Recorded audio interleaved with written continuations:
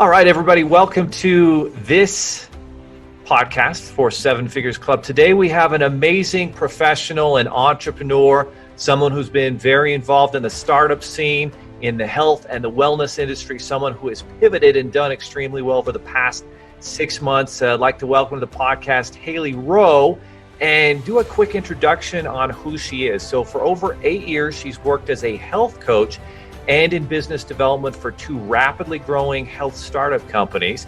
She's become a passionate leader about helping other health coaches to go beyond just their certification and kind of address the missing pieces that are holding them back from success, like marketing clarity, business structure, building a confident online presence. And let's be honest, we all deal with issues with confidence on a daily basis, especially as entrepreneurs, finding clients they love and getting their clients to change their habits and get amazing results. There are over 32 million businesses in the US, and over 90% of them will never break 7 figures in annual sales. So how do we as entrepreneurs or aspiring entrepreneurs break into that 7 figures club?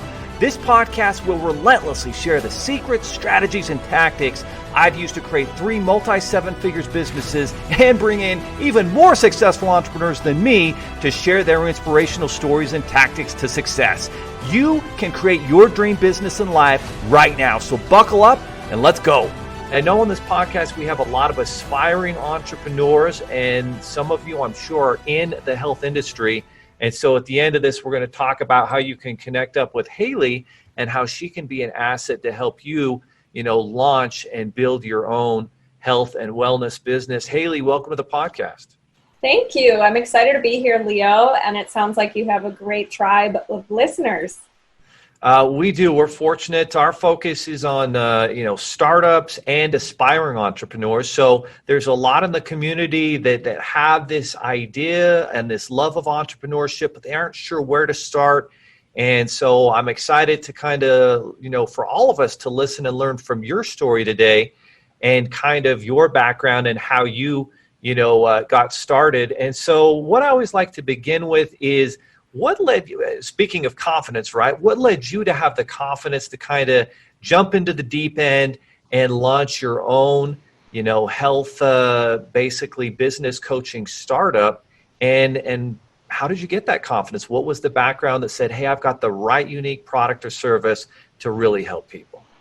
Yes. So I would say I did not start out very confident. And of course, we always have new ceilings we want to break. But I started in wellness, and I loved sales. I loved fitness and was selling fitness DVDs at a very young age. I had to have a legal guardian sign my paperwork. I've always been a go-getter, and I wanted to expand that. So I got a bunch of health and wellness certifications and started coaching on nutrition and things like that. And I realized I had this love for just being an entrepreneur and putting myself out there and selling things and seeing the results that I could provide when my clients went through transformations. And I just kind of fell in love with that. And I wasn't sure how I wanted it to take shape or form in the long run, but I did know that I was passionate about wellness and business. And so I went to school and I studied entrepreneurship and started working for wellness companies, because at first, and going back to your question about confidence, I didn't feel fully confident to rely on myself 100% in the beginning. I did work side jobs. I did get experience. I wanted to get hands-on experience working for companies. And so that's what I did. I worked in business development and marketing for some wellness startups that I admired. And it was a fantastic hands-on, experience of getting to wear a lot of different hats and having tight deadlines and doing things that I never thought I could technically do, but you were just assigned to do it and you had to figure it out. And so it gave me this sense of confidence, and it taught me that really with the right skill, tools, people, and resources, you can figure anything out. And so I decided after about 3 years of that, one of the companies I worked with and for, and this is another thing that built my confidence in the long run, they ended up facing a lot of delays and having some issues as far as getting approved in the city that they were set up in, because they had a lot of medical, based things. And long story, it's not important, but they ended up letting everybody go because they had to figure out, they had a huge hiatus. Yes. And that was the moment where I was like, well, I have two options. I can either find another job or I can try my own thing. And I noticed that I was getting a lot of inquiries from other wellness people saying, how are you doing this business stuff? How are you doing this marketing stuff? And so there was this need there.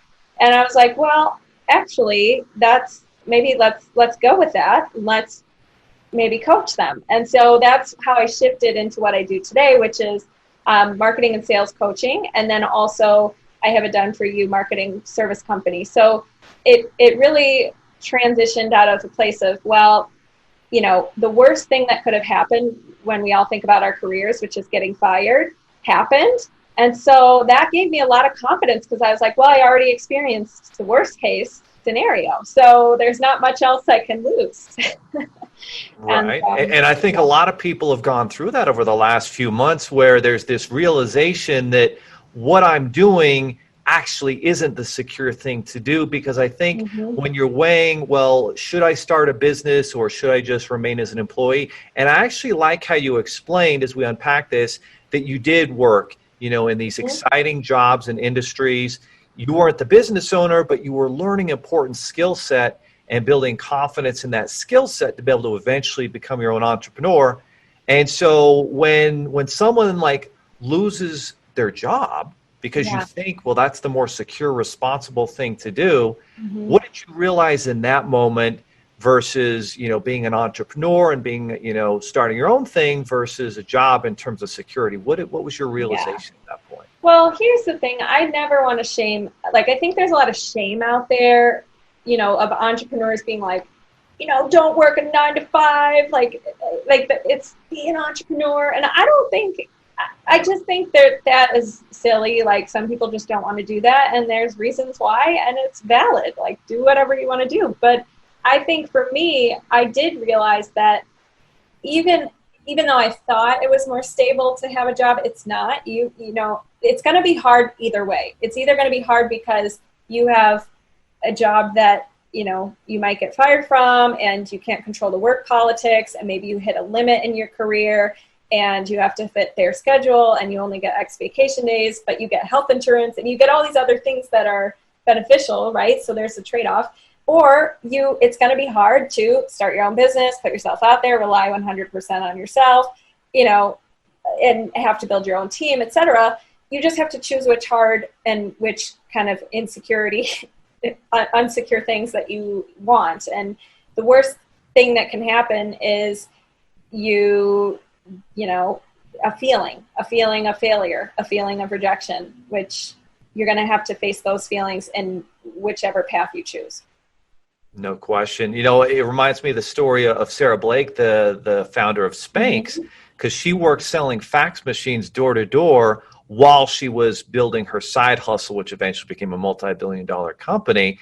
And so you're absolutely right. Now, no one needs to feel bad that, I'm still stuck in that 9 to 5. But what you can do is during that off time, you can be building that side hustle. So before you were kind of given this massive, realization opportunity, well, now, the job's gone, so now I can actually turn on my attention.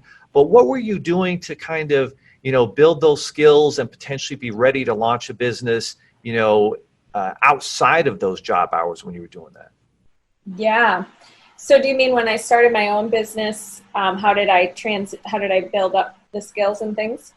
Or just when you were still in that job, what were you doing outside of that or during that thinking, eventually someday, I'm going to do this, I'm going to launch my own thing? Because I think you're right. Sometimes the worst thing you can do is just quit your job and go full into this thing when you haven't even learned the proof of concept of your business model, your products, your services, and then you could be risking everything. There's actually a smarter way, I think, to do it. So I'm just wondering, if that was something you were thinking about while you were still working the jobs. Totally. So when I was working at the startups, I would say that I was learning a lot just from the way things were being done. out of necessity, meaning like, oh, wow, maybe you proof of concept, or only like build something. What's the lesson about rather than building it and they will come? No, have them come first and build it as you go. Yes. That was a big lesson. And when it comes to what I was doing on a personal level, I was working. This is actually a big lesson. And it's kind of the opposite of what you're saying. Rather than me thinking, well, in my off time after my day job, I need to be doing so much, I need to be trying all these things. I actually shut down my own thing. I already had a blog. I already had a little business that was growing. And I completely let it get pushed off to the side because I was working so much and so hard.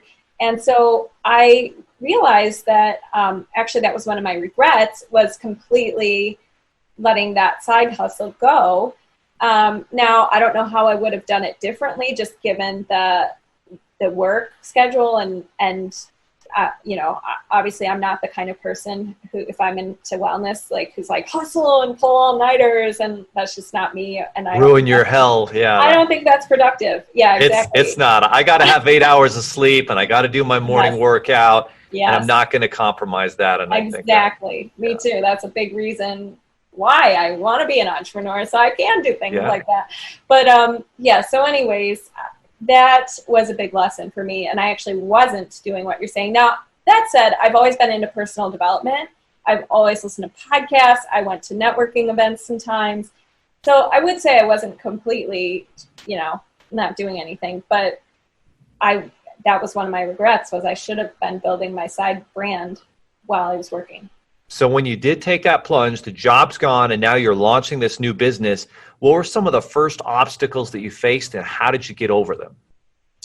Yes. So the first obstacle, there was many obstacles, but I would say a huge obstacle was lead generation and attracting the right people and consistency with that, because there's a lot of tactics and there's a lot of things out there where do this, this is a good idea, try this, throw a party, do like whatever. And yes, that's great, but you're better off focusing on the basic things that can get you consistent leads. And so I had to learn really what are my strategies, rather than just being an idea executor. What are my long-term strategies that I can repeat and that work? And I had to figure that out the hard way by trying a lot of different things.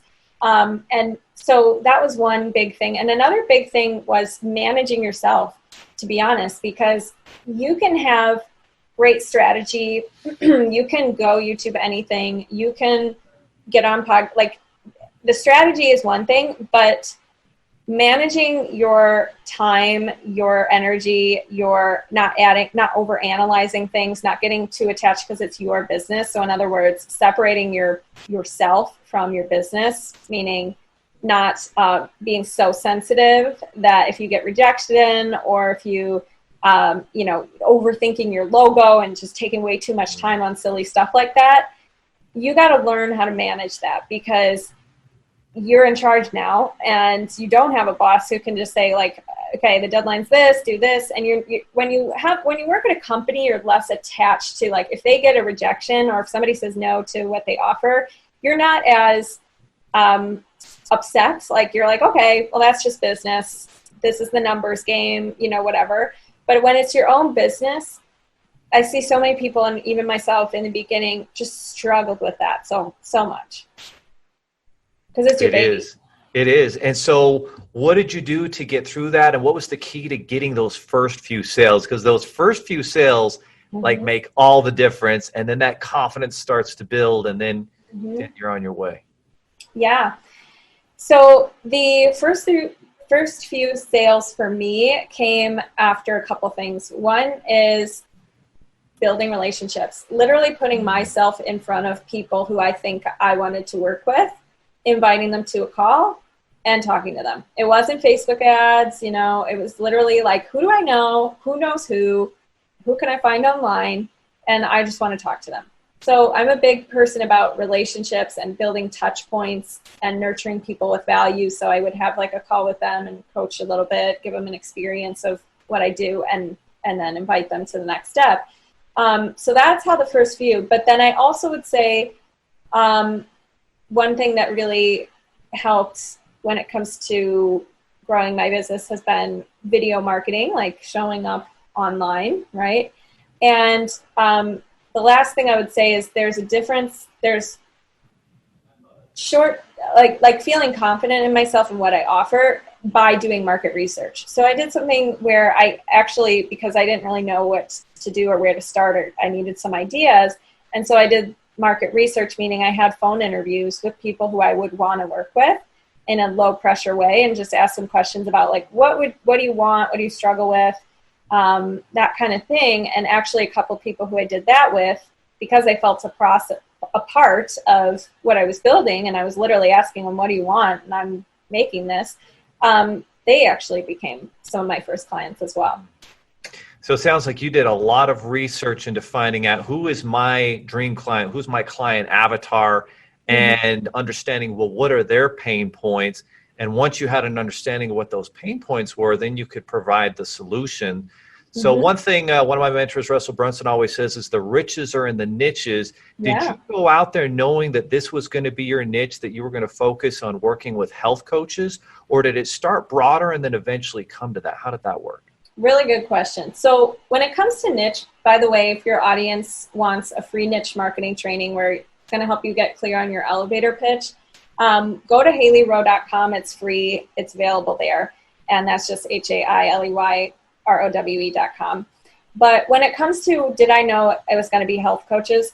I did start a little broader. I was kind of thinking, maybe I'm helping with business habits and habits in general, and just helping entrepreneurs or whatever. And what I found through the market research was the people who were naturally gravitating towards me, attracted to my work, were into health and wellness. And I was into that too, so it made sense, right? And I would,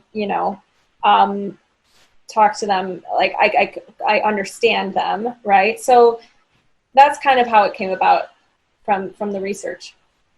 So the research just said, hey, these are the people that you're attracting. That's super important to be able to pivot and make that decision instead of, trying to be everything to everyone, but focus in on who your dream client is. So one thing that was fascinating that you mentioned at the beginning here, you talked about having your parents sign these guardianship letters. Did you create your own fitness DVDs and stuff? No. I sold I got certifications, and then I started my own wellness brands. Yeah. But that was a little later. But in the beginning, I sold on behalf of a company. So, yeah, definitely not. Technically, I don't know if you can call that fully entrepreneurship, but absolutely. Kids start selling baseball cards and doing newspaper routes. I mean, all those are the beginnings. Yeah. Anything sales related, that's the beginning, I think, of entrepreneurship with kids. Yeah, and sales is so important. I mean, it is really a skill that if you can learn sales, everything is sales at the end of the day. So what was Hailey Rowe like growing up, in middle school, in high school, and how did kind of your upbringing and how you grew up mold you or put you into a future path towards entrepreneurship? How do you think your upbringing, affected that? Yeah, that's a great question. I would say I actually grew up as a singer and a performer. Really? Yes, and I also loved, there was a short period where what genre are you singing? Oh, well, when I was really young, it was like Spice Girls. And, all right. But yeah, growing up, it was like pop, and then I sang in cover bands and did pop and 80s and country. So a lot of things, but personally it was pop for me. And it's funny because, and then there was a short segment of time where I thought I wanted to be an actress, which is really not my best talent.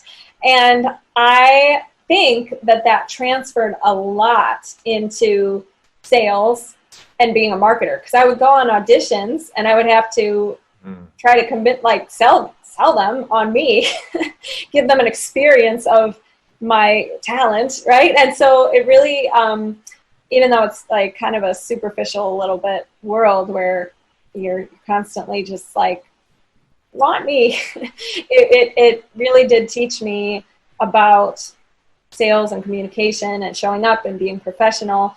And then as far as like my parents go, they're both very much high achievers and just didn't accept average. So that helped. Good for them. Yeah. So I think those played a role for sure. Absolutely. Well, very good. So let's talk about like failures and challenges, because I think, you know, there's all these different ideas about failure in entrepreneurship. There's sayings like fail fast, but then there's failure that's so painful that it's hard to get up. What are some of the keys that you've been able to harness to get through failure and see it as just part of the journey and the process towards success? Yeah.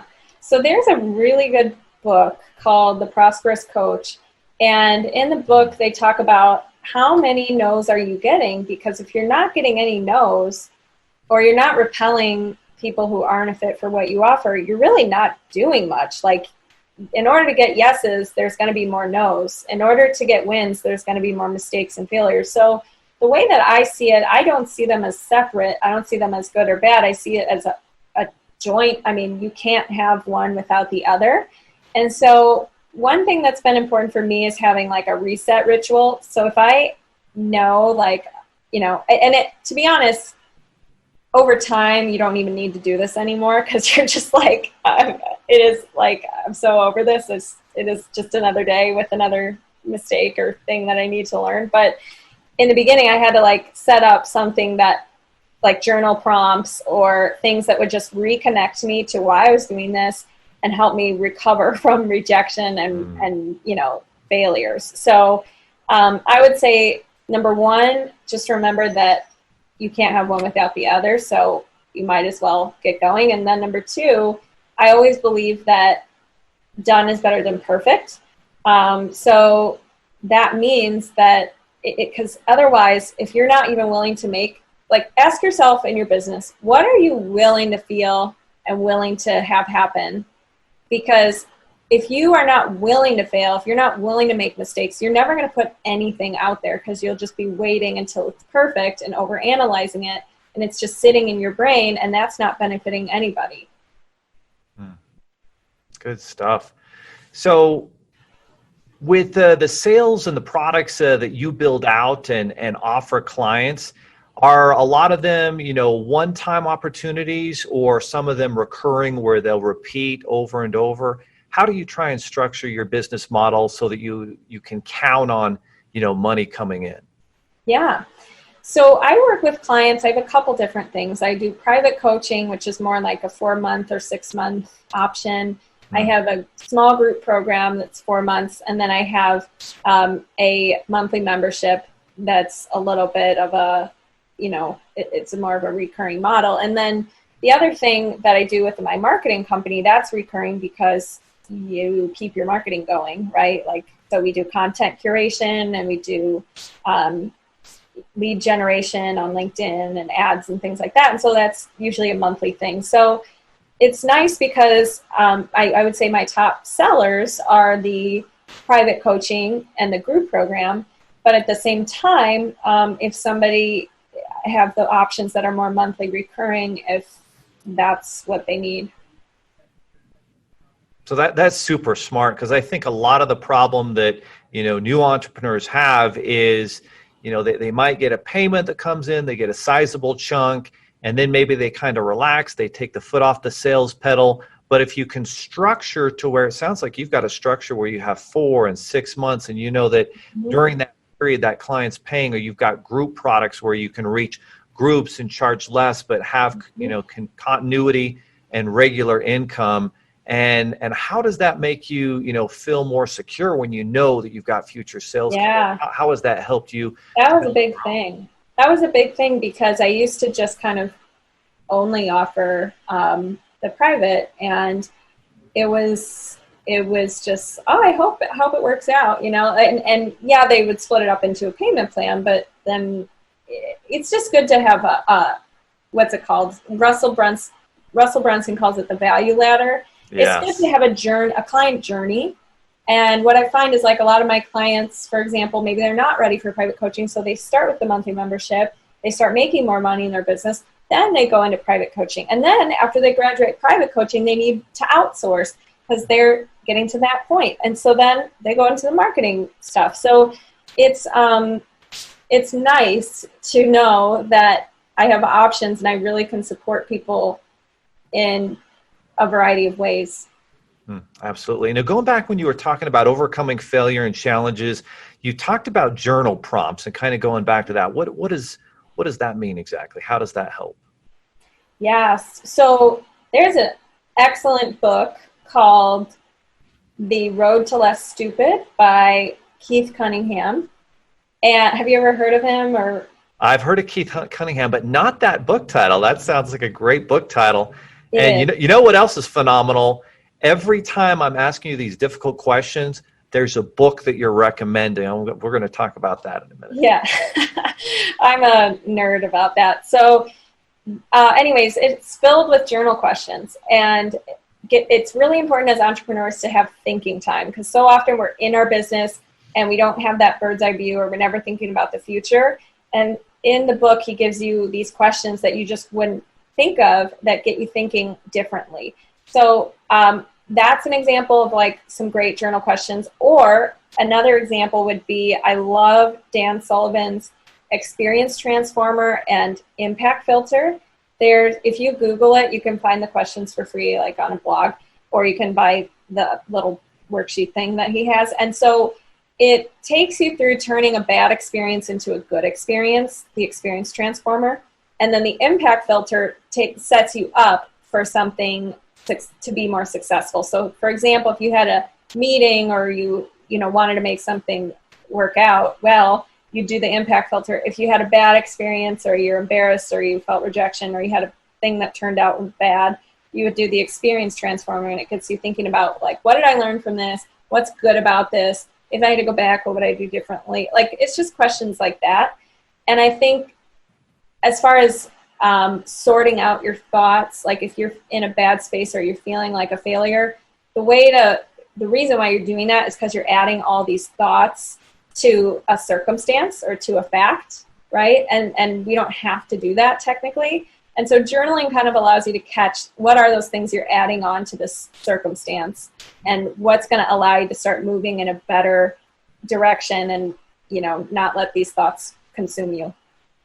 I like that. Yeah, that's super important. I know when I'm going through different challenges and failure, like going back to my journal and just renewing my goals, my direction, and they're constantly changing, they're constantly being updated, but nothing helps me get through that difficulty faster than going back to those journal notes and the goals and where my dreams really want to take me. And so it's fascinating that you've got all these different ways of processing. All right, that's what that experience meant. Here's how I'm moving forward. And then you also talk about all these, different books that you're reading. Quick question. So as you, went up through, your childhood, and maybe it sounds like you studied entrepreneurship maybe in college, and then right after you got out of school, how much reading did you do that wasn't entertainment reading? Oh yeah, I would say you have to include podcasts though, because 100% podcasts, the right YouTube channels. Yes, I listen to podcasts. I love them. I would do that for my job if I could. And same with audiobooks. So I don't even read books. Too. I don't sit down and read books really. I listen to audiobooks and I listen to podcasts because I'm an auditory learner, and I love that's pretty much, aside from Real Housewives and Portlandia, the only two shows that I've ever watched seriously. All my consumption is personal development stuff, things that I don't really read for pleasure, to be honest. I find pleasure in learning things. So it's pretty much all personal development, business-based books and content. And if you weren't involved in these podcasts and reading these different books, where do you think you would be success-wise with your business? Not good. Not good. I think that I've learned more from that than college. Oh, 110% you have. Absolutely. I mean, and I'm happy to hear that, because that was a mistake I made when I got out of college. I was involved in residential mortgage finance, and I started my own company within a couple of years. But I did not do the job of reading and learning from all these amazing entrepreneurs who had already done what I wanted to do times 100, times 1,000. And I really missed out on that. It wasn't until I had a massive failure that I started, what am I doing? And now, ever since then, I'm always listening to a book. Like I've read a lot, but it just seems like it's so much easier to just consume books on Audible and podcasts. And I know that's been a massive key to our success. And I'm not surprised at all that is how you've built this success and this empire that you're building, because you're spending time in the right things, and just amazing that so many people miss out on that. Why is it that you think so many people, after they get out of college, just stop learning and reaching out to the right books? What is it you think that people need to realize, especially if you're trying to be an entrepreneur, in terms of where you should reach out for knowledge and resources? I think the reason why is because a lot of people get comfortable and they're just like, well, I'm checking off the boxes. I have a job. I have a place to live. I'm getting married. I'm doing all the things. What else do I really need, right? And so I think having a curiosity and having something that uplifts you and is a purpose and a reason to learn is important. And then the second half of your question, what was the second half? I think, I can't remember. So what are the resources that people should be looking for? Because everyone's taking massive action in something, like Grant Cardone says, right? They're taking massive action in something. Sometimes it's video games. Sometimes it's just scrolling on social media. So what is it that people should be doing, especially if they want to be an entrepreneur? Where should they be looking, for solutions? Yeah. Well, I would say having your own coach or program that you consume and you implement and you take seriously is important, because you can read a social media post that's inspiring or gives a tip or whatever, but most people don't implement free stuff, right? And they don't have the personalization or the accountability to go implement it. So I think that having a mentor is really important.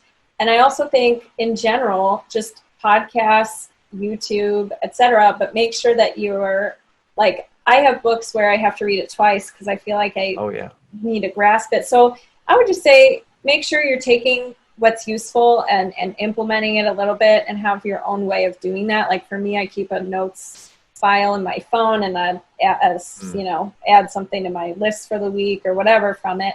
So I think it's just important to not just listen to it or consume content, but do something with it. Absolutely. So talking about technology, what sort of softwares and technologies, should, business professionals and especially new entrepreneurs be thinking about or looking at, and how important is that to grow your business and get off the ground?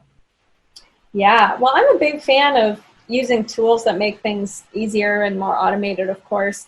I would say I didn't get into that. I didn't get really serious about that until later on in my business, when I could have probably done it up front, but I'm all about that lean startup approach and do what's essential, right? So I would say one of the things that's been really helpful, well, first I think it's important to have some kind of CRM system, and I use and also like a email list database, right? So I use Kartra, and Kartra hosts all of my courses in there. It has my sales landing pages. It has my email lists. And it's just a good place. I mean, I just love that. And then I would also say having something as simple as Calendly, like to schedule appointments and calls, is important. I would say that having a website is important, but only after you're really clear about what you want to offer and you've gotten some proof of concept, meaning you've sold something without a website first, using a Google Doc or something like that before you go into the whole website thing.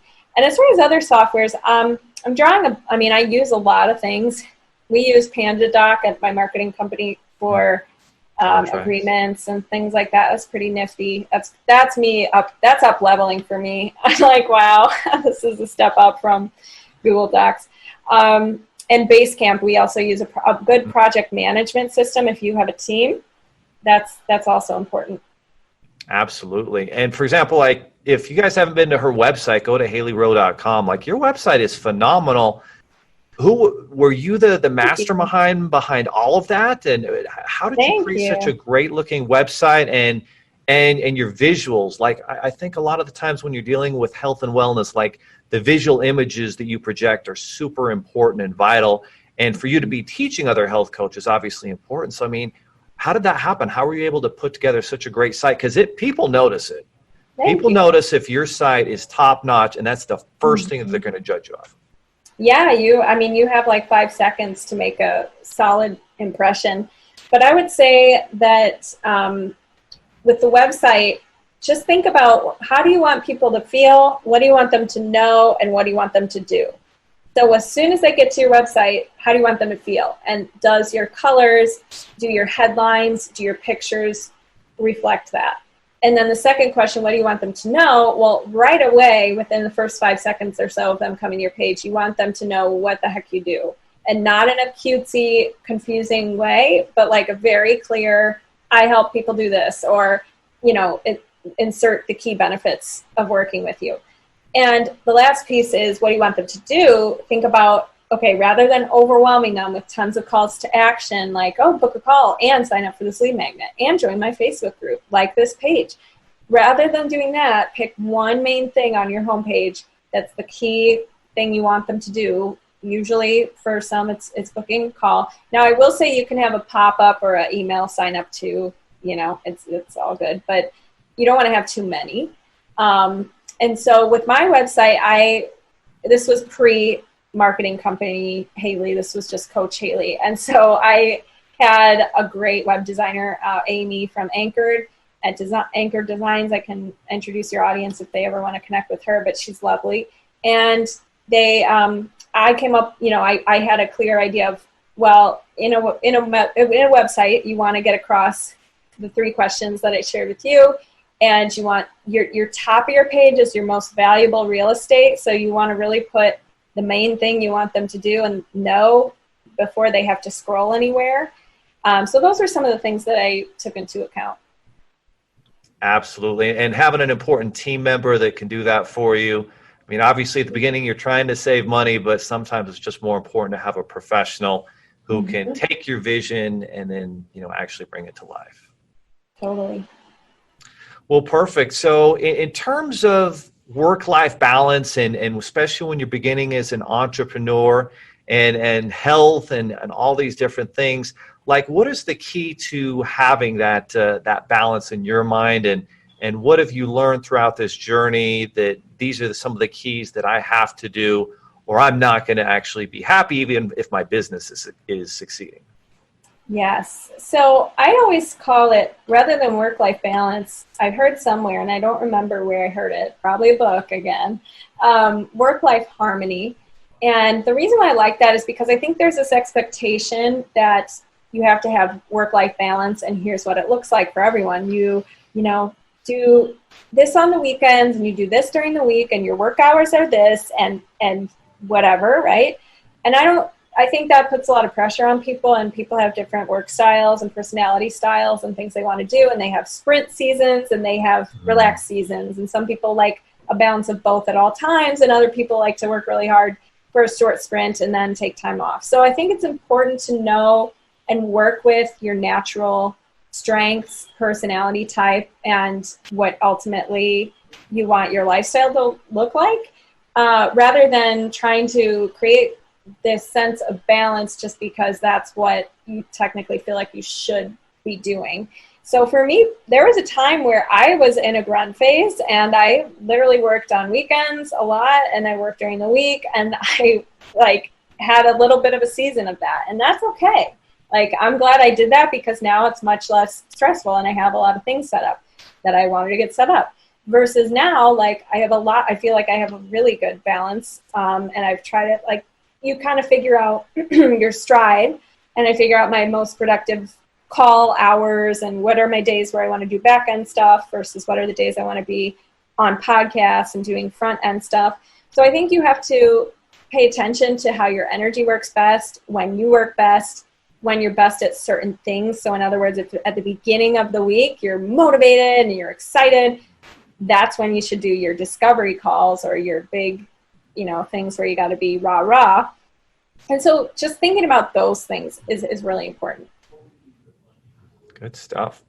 So you talked a little bit about mentors, and I think having mentors obviously is a shortcut to success in life. But it does seem like the more busy everybody is and the more, it's difficult to find that one-on-one person. How have you been able to find mentors, and maybe it's not even someone you actually know, but you're like really studying that one person and how they built their business? How has that been key to your success, and what should new entrepreneurs be looking at in terms of mentors or maybe just online resources they can learn from? Yeah, I think it's really important I have to say, one of my mentors came to me, and I think a lot of people are like searching for a mentor and trying to make sure it's the perfect person. But to be honest, one of my mentors who was most impactful in my life, he popped up in my world. I wasn't seeking him out, and he gave me the experience of getting to know what it's like to work with him before I worked with him. So he didn't have a huge, and this was actually different than the past mentors and things that I've done where I've looked at like their Facebook group and their content, and I binged it, and I looked at their social proof and all the things, which I do think you should look at. I do think you should check out, what's their story? Have they done it successfully? Do they have social proof? Is this, do they have maybe references? But at the same time, sometimes you need to challenge that a little bit and go with your gut also. And the person who I got to experience, he was never trying to like sell me very fast or do anything, but he was giving me a lot of value. And I was like, wow, at this point, I just feel like you're already my mentor and I need to pay you. And actually, we ended up partnering together with my marketing company. We became business partners. So I would say there's no hard and fast rules, but sometimes you have to be a little bit open-minded and don't always know that you're ultimately responsible. Like I've had a time where I worked with a coach or a mentor that I wasn't like crazy about. And I was kind of like, maybe I should have done more research and things like that. But to be honest, I learned more from what that situation about how I wanted to work and how I wanted to do things in my business, just from the experience rather than like tactical lessons that maybe had a huge ROI. I still learned from the bad experience, if that makes sense. So I'm kind of going off way too much on this question, but my summary would be, yes, look at, do you jive with their content? Do they have social proof? But at the same time, what's the experience they've given you, and have you used their information for free and been successful with it? That's another big thing. And it sounds like this person just provided so much value to you that you just recognize, wow, I'm learning so much. This is helping my business. This is helping me, that eventually you want to work with them. Mm-hmm. And I think that's a great lesson that you've just shared for us. Instead of always going out there and, I got to search, I got to find this mentor, just as you're working throughout your business, you'll just see how someone is treating you, the value they're bringing you, mm-hmm. and you'll just inevitably end up doing, business with them. And that's a great lesson I think that we can all learn. So all of that said, you provided amazing value to our audience and to the Seven Figures community today. And we're truly grateful, Hailey. How can we connect up with you? How can we support you? And for some of those aspiring entrepreneurs that want to look at the health industry and wellness industry as an option for them, how can they get in touch with you? How's the best way for them to connect? Yes. So I first just want to say thanks again, Leo, for having me on the show. This is super fun. And I have a podcast called Health Coach Nation. I also have a Facebook group, facebook.com/groups/Health Coach Nation. And for your audience in particular, if they want to get that free niche marketing training we talked about, they can go to haileyrowe.com. There's also an option to book a call with me, as we talked about earlier. And those would probably be the best places. I'm also on Instagram at Hailey_Rowe. And my name has an I in it, my first name. So Hailey. Hope that helps. That helps. That's perfect. Healthcare Nation. That's a great name. What was it? Was it Health Coach Nation? Health Coach Nation. Health Coach Nation. That's a great name and a great Facebook group name as well. Thank you. And one other thing, I forgot. If you're more interested in the marketing services inside, you can go to dreamingforaliving.com/powerplayer. I was going to say, like, you're such a good marketer, your website, your brand, your imaging. Like, imaging is so important because you use it in everything. And your Instagram account, you've got a big following there as well. And I'm sure you're using your podcast as well. So it sounds like you can also help just different business owners who just need help with their marketing and their brand. Mm-hmm. Yep. That one would be the Power Player option. So dreamingforaliving.com/powerplayer. And that's a little bit separate. Perfect. Awesome. Well, hey, thanks so much, Hailey. Is there anything else that we missed, or did we cover everything that you wanted to share? No, I think we covered some good grounds. And I, to Leo's audience, feel free to just let me know if you have any questions or what you liked about the episode. And I'm excited to see it go live. All right. Well, thanks so much, Hailey. Everybody have an amazing day, and we'll see you next time on the 7 Figures Club podcast. Are you looking for more 7-figure secrets, content, or even how you can launch your own recession-proof business? Then check out 7figures.com. That's the digit 7, FIGURES.com, where we share more videos, stories, strategies, funding solutions, entrepreneurial education, and even the secret business type that's recession-proof. Thank you for listening, and if you're finding value in our podcast, please give us a 5-star and invite others to join the club.